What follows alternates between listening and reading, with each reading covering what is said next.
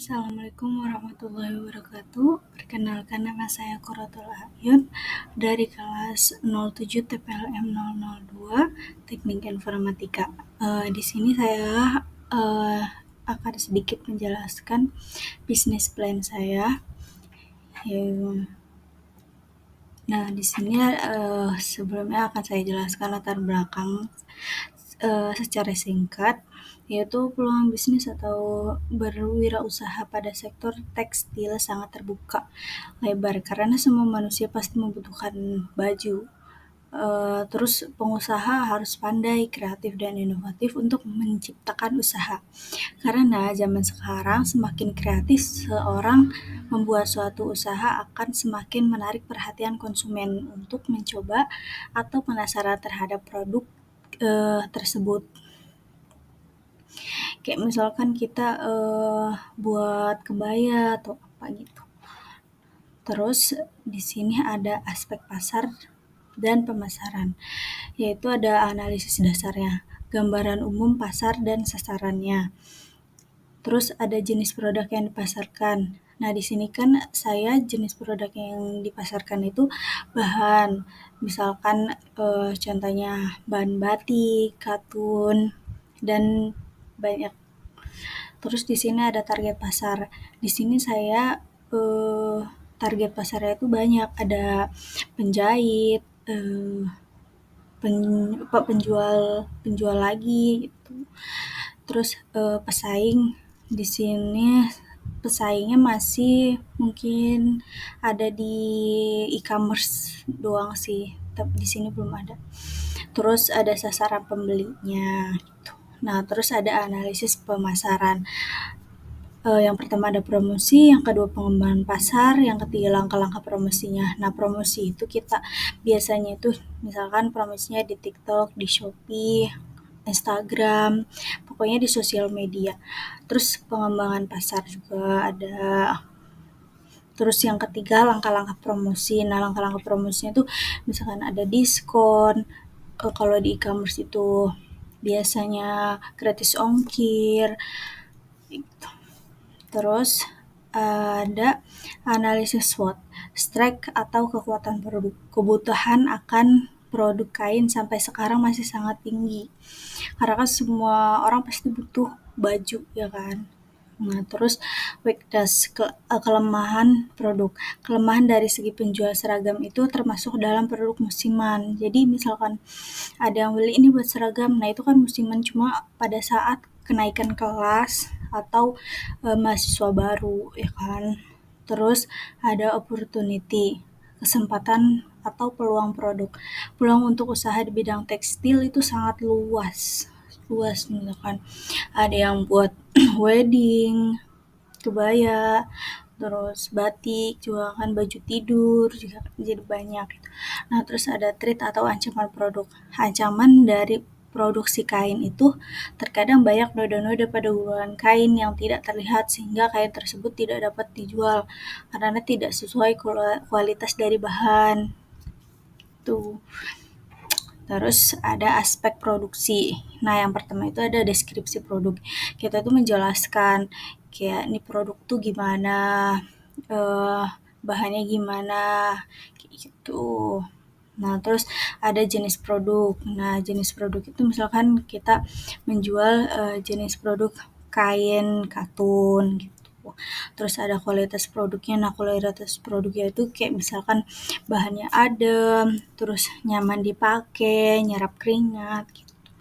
Nah, terus yang terakhir itu ada pengemasan produk. Nah, pengemasan produk itu kayak misalkan diplastikin yang rapi, terus ada tote bag-nya gitu, tote bag belanjanya. Nah, terus mungkin bakal ada stiker tanda terima kasih gitu. Nah, terus di sini tuh ada aspek keuangan. Nah, di sini ada aspek komponennya itu ada rak, gunting, penggaris, meteran kain, bangku, cermin, manekin, kalkulator, meja cutting, dan holding. Yang 9 itu ada CCTV. Nah, totalnya itu total biayanya itu ada 27.600. Nah, terus di sini tuh ada bahan baku produksi. Nah, itu ada macam-macam bahan ya kan. Nah, totalnya itu ada 12.029.200. Itu harga produksinya. Nah, harga per tahunnya itu ada 3.969.636 juta. Nah, terus di sini kita ada biaya operasionalnya, yaitu di sini ada listrik dan air, ada tenaga kerja, ada wifi. Nah, kenapa kita tuh soalnya ini tokonya itu punya sendiri, jadi nggak ada biaya sewa, jadi lebih hemat ya kan. Nah, total per bulannya itu 2.300.000, tahunnya itu 15.600 untuk biaya operasionalnya.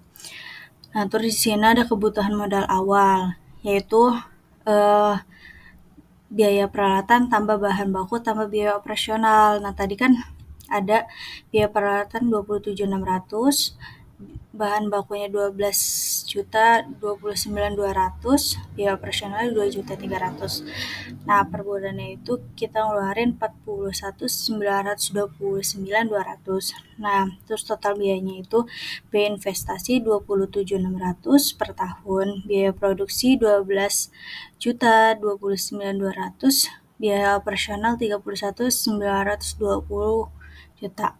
Nah, biaya penyusunan itu ada 8.920. Terus ada penurunan HPP, yaitu biaya tetap, biaya penyusunan tambah biaya operasional.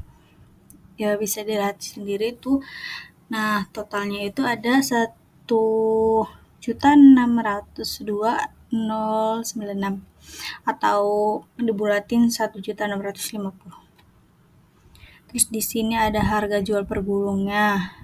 Nah, dari 1.650 kali 25% jadi 412. Terus jadi tadi 1.650 ditambah 402 jadi 2 jutaan. Nah, terus ada analis REC-nya yaitu 221.200 per tahun. Total pendapatannya itu HPP dikali jumlah produksi. Jadi totalnya 54.450. Terus ada total keuntungan. Total keuntungan itu dapatnya dari total pendapatan, total biaya produksi. Jadi per bulannya itu dapat 50, 434, 77, 800. Nah, RPC-nya itu ada total pendapat dibagi total biaya produksi, dapatnya itu 39.228.800. Nah, terus di sini ada modal usaha bahan yang menguntungkan jika nilai RPC-nya itu kurang dari 1. Nah, kita tuh dapat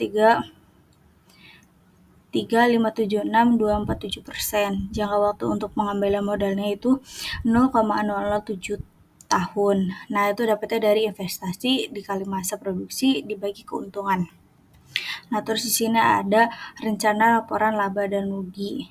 Nah, bisa dilihat di sini ada pendapatan, penjualan, total pendapatan, biaya produksi, biaya variabel, biaya bahan dan bahan pendukung, biaya tetap, total biaya tetap, total biaya produksi dan laba. Terus di sini ada BEP, yaitu dari pendapatannya ada penjualan, total pendapatan, biaya produksi, biaya variabel atau variable cost, biaya bahan baku dan bahan pendukung, biaya tetap, total biaya tetap, ada total biaya produksi, ada laba. Nah, terus di sini ada yang terakhir yaitu aspek organisasi dan manajemen, tugas dan tanggung jawabnya. Ada yang pertama itu ada owner, seorang yang memiliki perusahaan. Yang kedua manajer, seorang yang memiliki tanggung jawab penuh atas keputusan dan penetapan tujuan untuk mengawasi keberhasilan kerja tim kita. Nah, SPV itu seorang yang memiliki tanggung jawab penuh atas pengelolaan tugas dan memastikan tugas bawahannya terselesaikan. Nah, yang keempat itu ada seorang kasir. Dia bertanggung jawab memindai barang ke mesin atau penanganan uang tunai. Nah, di sini ada permuniaga juga. Dia bertanggung jawab untuk melayani konsumen. Sekian dari saya. Kurang lebihnya mohon maaf. Assalamualaikum warahmatullahi wabarakatuh.